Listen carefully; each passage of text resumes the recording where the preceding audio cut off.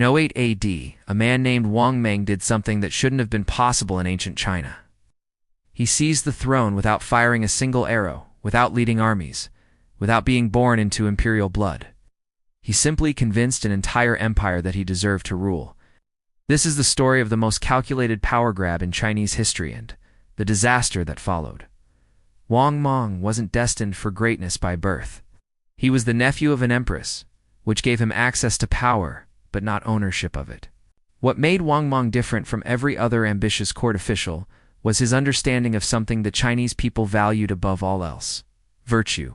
The ancient Chinese believed their emperors received a mandate of heaven, a divine right that could only be held by virtuous men.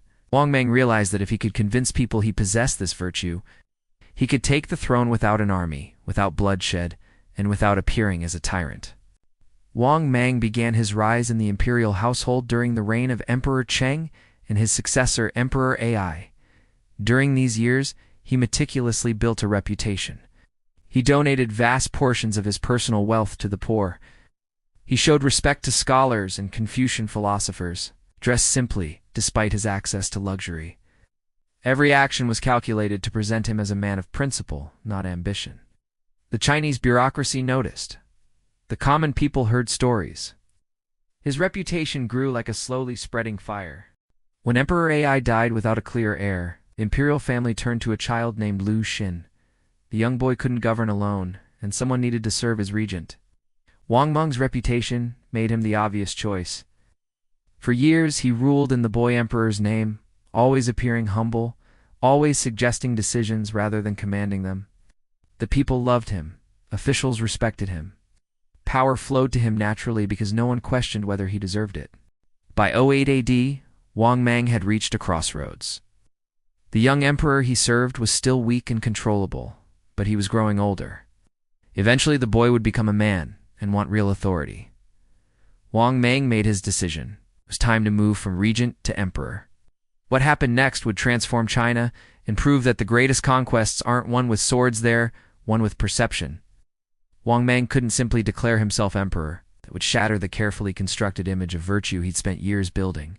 Instead, he employed a strategy so clever that it would become a blueprint for ambitious men throughout history. We would resign from power, appear reluctant, and let others beg him to take the throne. The plan unfolded with precision. Wang Mang announced his intention to step down as regent and return to private life. He claimed exhaustion, age, and a desire to live simply. The imperial court was stunned. The young emperor was distraught. Officials who depended on Wang Meng's guidance panicked. The message spread through the empire. Their greatest leader wanted to leave. Without him, who could maintain stability?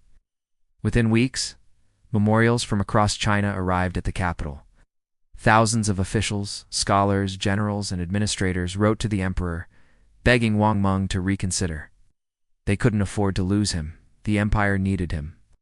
Some petitions became desperate, emotional, almost pleading. This was no accident.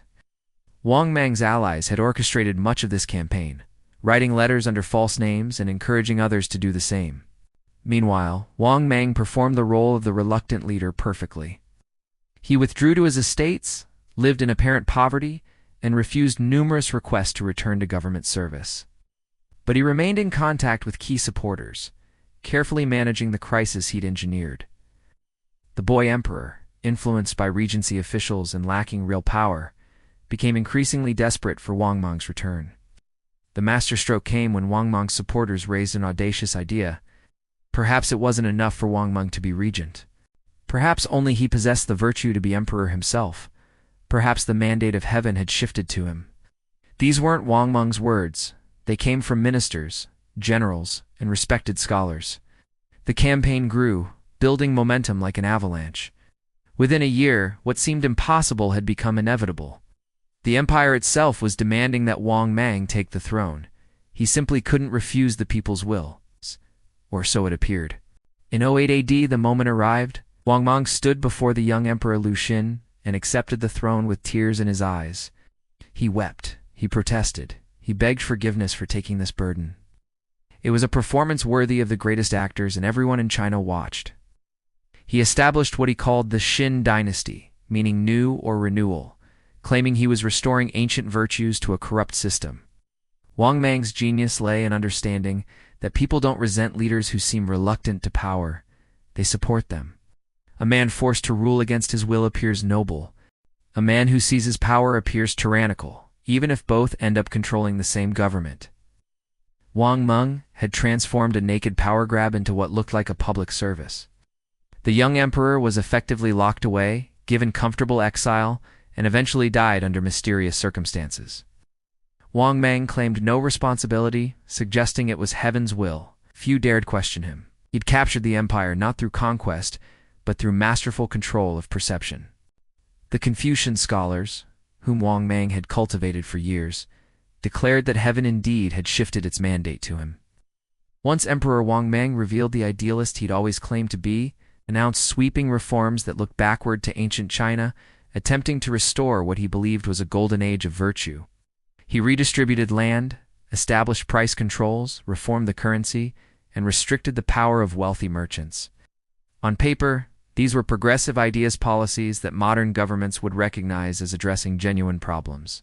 Wang Mang believed he could reshape society through law and willpower. He attempted to control inflation by regulating prices. He tried to break the power of wealthy families who'd accumulated vast estates at the expense of peasants.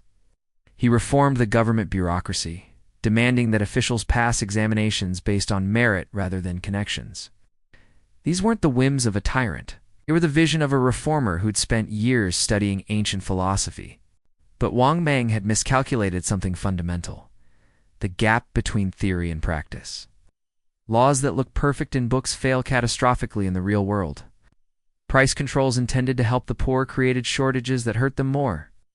Land redistribution angered the powerful families whose support Wang Mang actually needed. Merchants disrupted by his reforms stopped trading, causing economic collapse. Farmers, the backbone of the empire, struggled under his policies. The irony was cruel.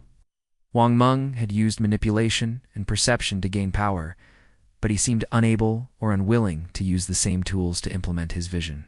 He believed in the righteousness of his reforms so completely that he couldn't adjust them when reality proved him wrong. Where he should have compromised, he doubled down. By 15 AD, just 7 years into his reign, rebellion spread across China like infection. Floods ravaged the provinces, leaving millions starving. Wang Mang's reforms had weakened the empire's ability to respond. He called it heaven's warning that he needed to be even more aggressive with his reforms. The people called it disaster. Large-scale rebellions erupted, the most significant being the Red Eyebrow Rebellion in the north. Tens of thousands of desperate peasants, pushed beyond survival by famine and failed policies, took up arms. They weren't soldiers, were farmers and merchants and ordinary people with nothing left to lose. Wang Mang sent armies to crush them, but military force couldn't address the underlying causes of discontent. Other rebel groups emerged, each claiming that Wang Mang had lost heaven's mandate. Some rallied behind surviving members of the old imperial dynasty, the Han, believing that the mandate should return to them. Wang Mang, the man who'd understood the power of the mandate better than anyone, now found himself on the opposite side of that perception. The very concept he'd used to seize power now turned against him. The irony deepened when Wang Mang's own government became unstable. Officials he'd appointed based on merit rather than loyalty began questioning his decisions. Generals he'd relied on started negotiating with rebel forces. The bureaucracy that had functioned smoothly under the old system fractured under his attempted reforms. Control slipped away gradually, then suddenly. By 23 AD, Wang Mang's reign was crumbling. Rebel armies closed in on the capital. Red Eyebrows controlled vast territories. Remnants of the Han Dynasty had rallied support from military commanders. Wang Mang, the master manipulator who'd seemed to understand power better than anyone, had been outmaneuvered by forces he could no longer control. In a final tragedy, the capital fell to rebel forces. Wang Mang, the man who'd never fought a battle but had orchestrated the empire's direction for decades, faced his end like a cornered animal rather than a reluctant emperor. He died fighting in the imperial palace, refusing to surrender, refusing to accept that his vision had failed. Some accounts suggest he took his own life. Others claim he was killed by soldiers. Either way, the man who'd seized power through words rather than swords, died ironically through violence. His body was desecrated by the mobs who'd once celebrated him. The Xin Dynasty, which had lasted only 15 years, collapsed completely. Surviving Han Dynasty relatives took the throne, establishing what history would call the later Han Dynasty. For centuries, Chinese historians debated Wang Mang's legacy. Was he a visionary reformer betrayed by circumstances? Or was he an ambitious tyrant whose smooth words masked his hunger for power? The truth was probably both. Wang Mang's story reveals something fundamental about power that remains relevant 2,000 years later. He understood that in any society, perception matters more than reality.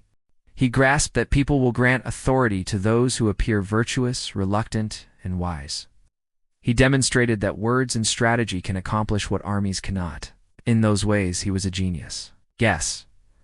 But Wang Mang's failure reveals an equally important truth. Vision cannot replace wisdom, and good intentions don't guarantee good outcomes. Wang Mang genuinely believed his reforms would restore China to a golden age. He wasn't cynical about his reforms. He was idealistic to the point of blindness. He couldn't see when his theories were failing because he'd invested too much in their righteousness.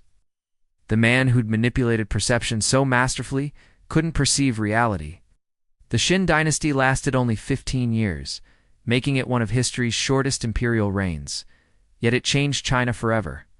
The failure of Wang Mang's reforms led future dynasties to be more cautious about radical change. His methods of maintaining power through bureaucratic control became the model for all subsequent imperial governments. Even in failure, he shaped history. Today, Wang Mang reminds us that power obtained through deception carries seeds of destruction.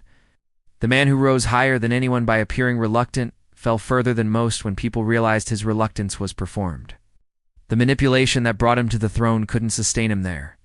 In the end, Wang Mang's greatest achievement wasn't his 15-year reign. It was teaching history that the longest-lasting power comes not from perception alone, but from the alignment of vision with reality and the wisdom to know the difference between them.